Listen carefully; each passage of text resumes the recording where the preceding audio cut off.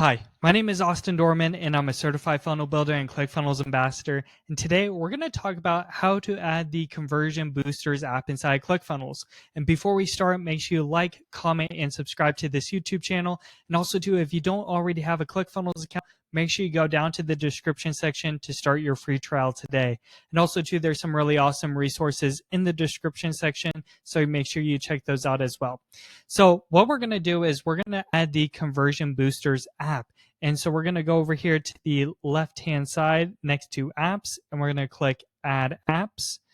And then we're going to scroll down and then click on Conversion Boosters.